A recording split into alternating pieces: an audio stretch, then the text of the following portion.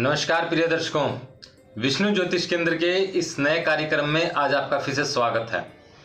मित्रों, पिछली बार जो मैंने वीडियो डाली थी जिसमें मैंने लोहे के आभूषण, मुख्यतः कड़ा जो लोहे का पहन लेते हैं लोग, उसको पहनने से मना किया था। तो उसी के परिप्रेक्ष्य में कुछ मित्रों ने, कुछ मेरे सब्सक्राइबर्स ने क्वेश्चन किए हैं। असल में एक नहीं, कई क्वेश्चंस किए हैं।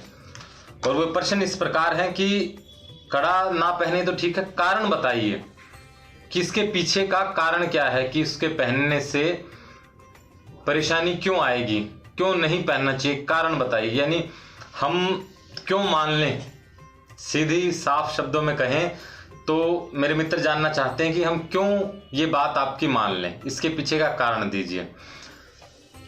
कारण अगर सरल भाषा में कहूं, यानी जो साधारणतः सभी कह सकते हैं या सभी जानते हैं वो कहूं, तो दो कारण हैं।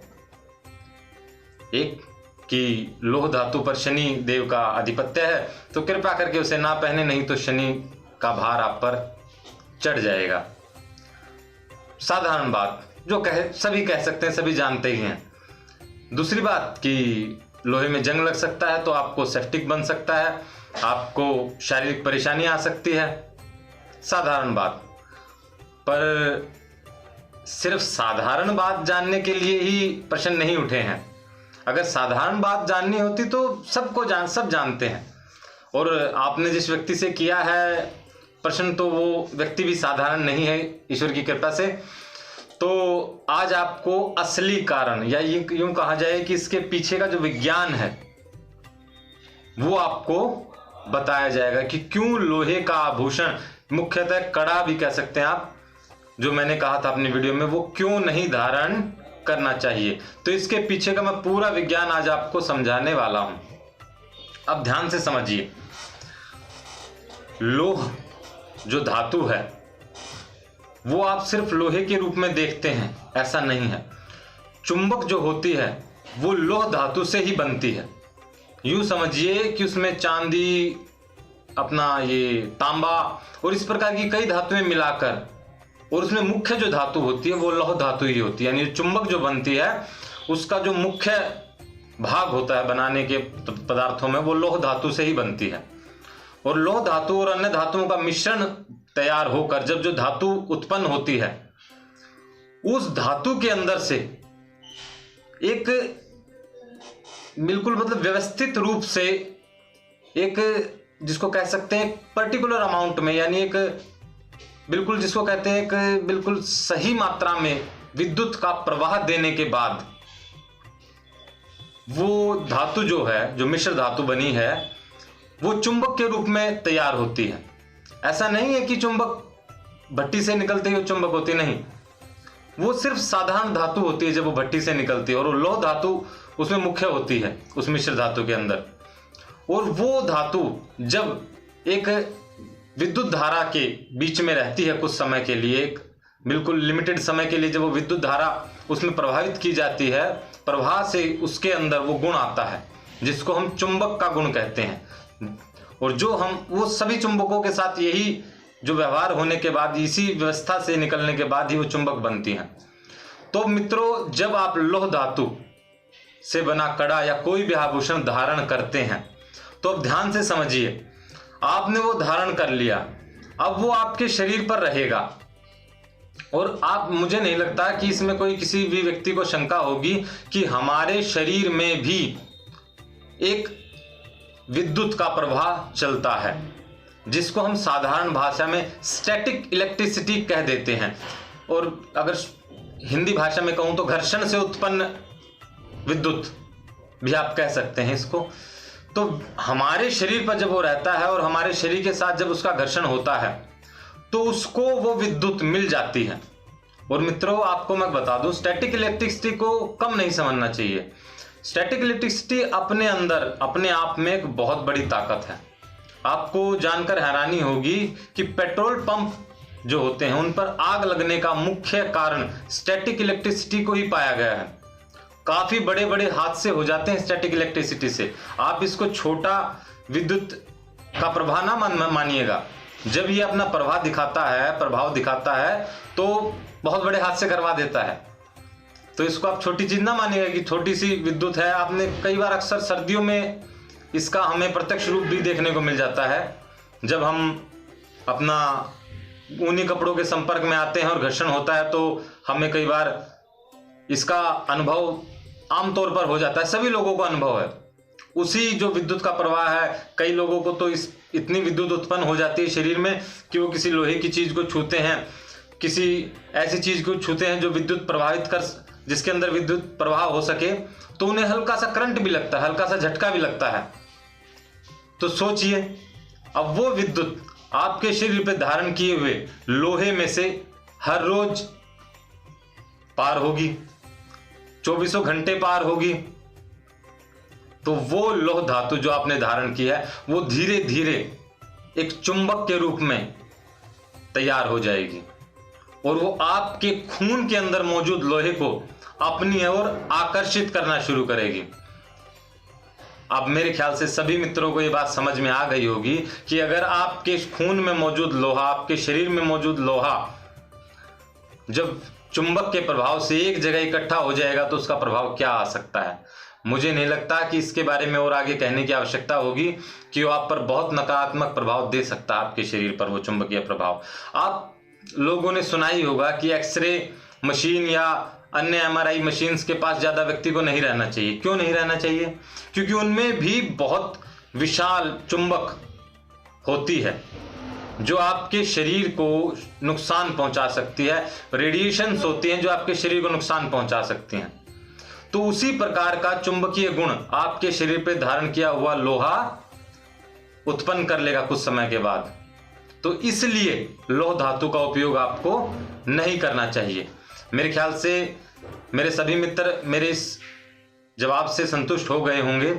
अगर अब भी संतुष्टि ना हो आप कमेंट में फिर से बता सकते हैं। अब मैं अगले प्रश्न का आपको उत्तर देता हूं। अब हम अगले प्रश्न को ले लेते हैं।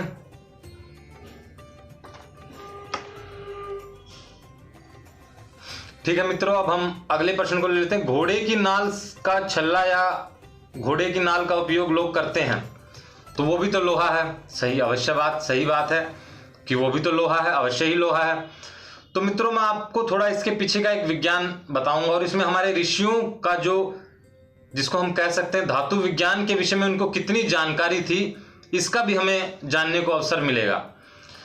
लोहे की घोड़े की नाल भी लोहे की है और उसका छल्ला बना के पहनना उपाय है एक, बिल्कुल सही बात है, उपाय है और बहुत अच्छा उपाय है।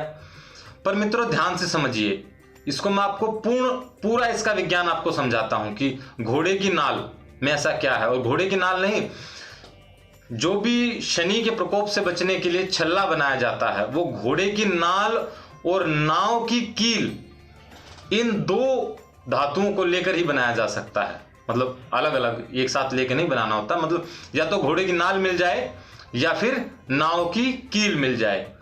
और कमाल की बात आपको बताता हूं, ये घोड़े की नाल घोड़े से उतारी नहीं जाती, ये वो घोड़े की नाल होती है जो स्वयं गिर जाए, उस घोड़े की नाल से छल्ला बनता है। और वो नाव की कील जो स्वयं गिर जाए नाव से निकल के, यानी जो नाव में ढीली हो गई है, जो स्वयं निकलाई है उस कील से और उस घोड़े की नाल से जो घोड़े से स्वयं गिर जाए, उसी से ही ये छल्ला बनता है।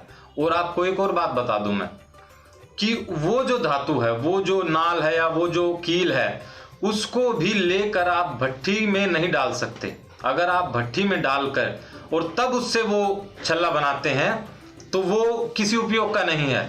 उसको बिना भट्टी में डाले, यानी बिना भट्टी में डाले आपको सिर्फ हथौड़े से पीट कर वो छल्ला बनाना होता है, आपको उसे भट्टी में नहीं डालना होता। तो यहां हमारे ऋषियों का धातु विज्ञान के विषय में जो जानकारी उसका पता लगता है, क्योंकि ये पाया गया है कि घोड़े की नाल में जो घिस जाने के बाद जो धातु बचती है, उसके गिरने के बाद जो धातु बचती है, या नाव की कील में घिस जाने के बाद लगातार पानी के संपर्क में रहने के बाद उस धातु में कुछ ऐसे गुण आ जाते हैं, कहा जाए कि उसके गुण घट जाते हैं कि वो अब चुंबकीय प्रभाव उत्पन्न नहीं कर सकती। हाँ जी, ये देखिए कमाल की बात, हमारे ऋषियों ने इस बात को कैसे जान लिया, कैसे समझ लिया। कमाल की बात है। मैं कई बार इस प्रकार के विषय आने पर बड़ा अचंभित हो जाता हूं कि कितना उन्नत था हमारा विज्ञान, कि उन्होंने इस बात को जान लिया कि जो घोड़े की नाल से उतरी हुई धातु है, जो घिस घिस के अपने आप टूट के उतरी है, या जो नाव की कील है जो घिस घिस के पानी में रह के वो उस गुण को छोड़ देती है। वो धातु वो चुंबकीय गुण नहीं उत्पन्न कर पाती दोबारा, जब तक नहीं उत्पन्न कर पाती जब तक कि उसे दोबारा भट्टी में ना डाला जाए। अब वो चुंबक नहीं बन सकती। हाँ, अगर उसे आप भट्टी में डाल दे तो वह फिर से लौह के गुण धारण करेगी और फिर से चुंबक बनने के लिए तैयार हो जाएगी। तो इसलिए कहा जाता है कि उसी घोड़े की नाल या उसी कील से, नाव की कील से एक छल्ला बनना चाहिए, और केवल हथौड़े से बनना चाहिए। हथौड़े से बनाया जाएगा, उसे भट्टी में तपाकर और गलाकर और फिर से उस धातु से धातु तैयार नहीं होगी। नहीं नहीं नहीं, वो जो कील है चाहे कितनी जर्जर अवस्था में है, वो जो हमारी घोड़े की नाल है वो कितनी ही जर्जर अवस्था में है, उसी जर्जर अवस्था को पीट कर, लोहे से पीट कर, केवल बिना गर्म किए बिना तपाए उससे छल्ला बनेगा, और वही छल्ला आप केवल धारण कर सकते हैं। अन्य छल्ले किसी काम के नहीं हैं। तो मेरे ख्याल से आप इस उत्तर से ही मेरे संतुष्ट हो गए होंगे और इसके पीछे का विज्ञान जानकर आपको काफी हर्ष हुआ होगा। और अब हम अगला प्रश्न ले लेते हैं। मित्रों, क्या स्टील पहन सकते हैं? पहन लीजिए। वैसे तो हमारी तरफ से तो मना है, हम तो मना करेंगे, स्टील नहीं पहनना चाहिए। और क्यों नहीं पहनना चाहिए ये आप प्रत्यक्ष अनुभव कर सकते हैं। इसका कारण मैं आपको एक अपने अनुभव की बात भी और आपको एक्सपेरिमेंट यानी एक आप जिसको आप घर पे भी कर सकते हैं ऐसी चीज बताता हूं जानने के लिए कि क्यों नहीं पहनना चाहिए स्टील। आप कटोरी लीजिए, लोहे की लीजिए, इसमें लोहे का भी उपयोग करके देखिए आप। लोहे की कटोरी या लोहे की कढ़ाई में क्या फायदा होता है भोजन बनाने के लिए, अन्यथा उपयोग में क्या फायदा है लोहे का, ये भी जानने को आपको अवसर मिलेगा इसमें। लोहे की कटोरी लीजिए, स्टील की कटोरी लीजिए, पीतल या तांबे की कटोरी लीजिए। तीनों कटोरियों में बराबर मात्रा में जल डालकर बराबर मात्रा में कोई भी अनाज, गेहूं है, चने हैं, बाजरा है, कोई भी अनाज डाल के छोड़ दीजिए बराबर समय के लिए, 3-4 दिन के लिए छोड़ दीजिए। 3-4 दिन के बाद आप पाएंगे कि स्टील की कटोरी में, जो स्टील के बर्तन में जो आपने अनाज रखा था या खाद्य पदार्थ रखा था, वो सड़ा हुआ हो जाएगा, वो सड़ जाएगा लगभग, और उससे कम मात्रा में सड़ा हुआ मिलेगा आपको लोह धातु में, और उससे भी कम मात्रा में सड़ा हुआ लगभग खाने योग्य ही मिलेगा आपको तांबर या पीतल की धातु में। हाँ जी, तांबे के पीतल में रखा हुआ भोजन लगभग आपको खाने योग्य ही मिलेगा 3-4 दिन के बाद भी। पर वहीं स्टील में रखा हुआ वो भोज्य पदार्थ, वो आपकी जो भी आपने रखा होगा, चना या चावल या दाल, जो भी आपने उसमें डाल के रखी होगी, आप उसको उस 3-4 दिन के बाद खा नहीं पाएंगे। बहुत तेज दुर्गंध आएगी उससे, वो सड़ने के बराबर पहुंच चुका होगा। स्टील की ये महिमा है। अब क्या कहें, आजकल सबके पास स्टील के बर्तन हैं, तो इसलिए हम ज्यादा कहते नहीं हैं क्योंकि वहम ना आ जाए लोगों के मन में। तो इसलिए हर बात का कई बार उत्तर देना भी ठीक नहीं होता। तो ठीक है, सबके घरों में स्टील के बर्तन है, खाते हैं, क्या करें। पर मैं कोशिश करता हूं, मैं अपने लिए व्यक्तिगत तौर पे कोशिश करता हूं कि मैं स्टील के बर्तनों में कम से कम भोजन करूं या कम से कम भोज्य पदार्थ मेरा रखा हो। मैं अपने पास जो पानी रखता हूं वो भी मैं अपना, मेरा कली की कांसे या पीतल का जो बर्तन है उसी में रखता हूं। ये जो पीछे आप लोटा मेरा देख रहे हैं, ये पूजा के लिए नहीं है, इसका जल मैं पीने के लिए उपयोग करता हूं। और इसका ढकने का जो ढक्कन है वो भी कांसे का ही है। तो पूर्णतः मैं कोशिश करता हूं, ये कोई पूजा पात्र नहीं है कि पूजा करने के लिए रखा हो, नहीं, ये मेरे पीने का जल है इसमें। और इसमें जब तक कुछ समय रहना ले। और इसमें एक बात मुझे और याद आ गई कि बर्तन का सिर्फ धातु नहीं, आकार भी बहुत प्रभाव डालता है। आजकल लोग तांबे की बोतल रख लेते हैं, तांबे के गिलास में पानी रख लिया, ऊपर से स्टील का ढक्कन ढका हुआ है। लाभ देगा पर उतना नहीं देगा जितना धातु और आकार दोनों से आप लाभ ले सकते हैं। गिलास या गिलास नुमा आकार को बनाना आसान होता है, बजाय लोटे का या गोल आकार जो है वो बनाना बहुत कठिन है। पर हमारे ऋषि मुनियों ने गिलास बनाना उपयोगी नहीं समझा, उन्होंने लोटा यानी गोल आकार के बर्तन बनाना ही उपयोगी समझा। ऐसा नहीं कि वो गिलास बना नहीं सकते थे। गिलास आप फैक्ट्री के स्तर पे देखें या कारीगरी के स्तर पे देखें, गिलास बनाना बहुत आसान है। और मेरे हिसाब से मुझे लगता है कि जब बर्तन बनने शुरू हो गए तो प्रथमतः गिलास वगैरह ही बने होंगे। वो तो हमारे ऋषियों का ये विज्ञान की उन्नति कह लीजिए, उनकी दिमाग की उनके परिश्रम, जो उन्होंने अपनी बुद्धि पे परिश्रम किया, अपने सामर्थ्य को, अपनी बुद्धि के सामर्थ्य को बढ़ाया, तब उन्होंने ये पाया होगा कि हमें गोल बर्तन में रखा हुआ जल या भोज्य पदार्थ अगर हम लेते हैं तो हमारे लिए अधिक उपयोगी है। इसके पीछे भी बहुत बड़ा विज्ञान है। अब मैं हर चीज़ का विज्ञान बताऊंगा तो फिर वीडियो बहुत लंबी हो जाएगी, और मेरी इच्छा नहीं होती कि मैं बहुत लंबी वीडियो बनाऊं, क्योंकि बहुत लंबी वीडियो में मुझे भी इतना समय नहीं होता। और समस्या एक और भी है कि मैं अपने ऑफिस में बैठ के बनाता हूँ, यहाँ ट्रैफिक भी है, आने जाने वाले लोग भी हैं, तो आप इन वीडियोस में भी, मेरी छोटी छोटी वीडियोस में भी देखेंगे कि थोड़ा बहुत डिस्टर्बेंस होता ही रहता है। तो इसलिए मेरी इच्छा नहीं होती कि मैं लंबी वीडियो बनाऊं। मैं सोचता हूं कि छोटी वीडियो बने, काम की इंफॉर्मेशन पहुंच जाए, आवश्यक जानकारी पहुंच जाए आप तक, बस मेरा इतना ही मेरा जो है मनो इच्छा होती है मेरी, कि आप तक काम की बात पहुंच जाए, छोटे से छोटे में पहुंच जाए, जिससे मेरा भी समय बचे और आपका भी समय बचे, और जो आवश्यक जानकारी है वो आपको मिल भी जाए। अगला प्रश्न ले लेते हैं मित्रों। अगला प्रश्न यह है कि ये दुख का कारण क्यों बन सकता है, यानी लौह धातु जो आपने धारण की, दुख का कारण क्यों बन सकती है। तो अब मुझे नहीं लगता इसकी आवश्यकता होगी, क्योंकि पीछे तीनों ही प्रश्नों का जो उत्तर है वो समाहित रूप से इस प्रश्न का उत्तर है। फिर भी मैं बता दूं आपको कि दुख का कारण क्यों बनेगा, या वो आभूषण जो आपके दुख का कारण क्यों बन जाएगा। जब वो आभूषण या वो कड़ा है या कोई भी आभूषण है, जब वो उस चुंबकीय तत्व को पा लेगा, वो अपनी एक प्रवाह, ऊर्जा का एक प्रवाह उत्पन्न जो करेगा, वो केवल शरीर पर ही नहीं, आपके ऑरा मंडल यानी आपके चारों तरफ, आपके शरीर के चारों तरफ जो आपका आभा मंडल होता है, उस आभा मंडल के प्रवाह में भी विघ्न उत्पन्न करता है। वो चुंबकीय प्रभाव उस आभा मंडल को बिगाड़ देता है। और जो जानकार लोग हैं वो जानते हैं कि आभा मंडल जिस व्यक्ति का बिगड़ जाता है, उसको बहुत दुख या कष्ट या परेशानियों का सामना खुद ब खुद ही करना पड़ता है। उसके पास दुख स्वयं ही खींचे चले आते हैं। आपको मैं कमाल की बात बताऊं, मैं अक्सर बताना पसंद नहीं करता ये बातें, क्योंकि जिस नियम को पालन करना संभव नहीं उसको ना ही बताया जाए तो बेहतर है। कई बार वो वहम का कारण बन जाता है, तो मैं इस तरह की बातें बताने से बचता हूं जो कि वहम का कारण बन जाएं। पर फिर भी आज विषय है तो मैं चाहूंगा कि अब प्रश्न आया है तो कम से कम जो जिज्ञासु लोग हैं उन तक ये बात पहुंची जाए। आप पाएंगे कि हमारे जो पुराने लोग थे, हमारे जो पुराने जीवनचर्या में, हम लोहे की कील का उपयोग अपने बिस्तर तक में भी नहीं करते थे।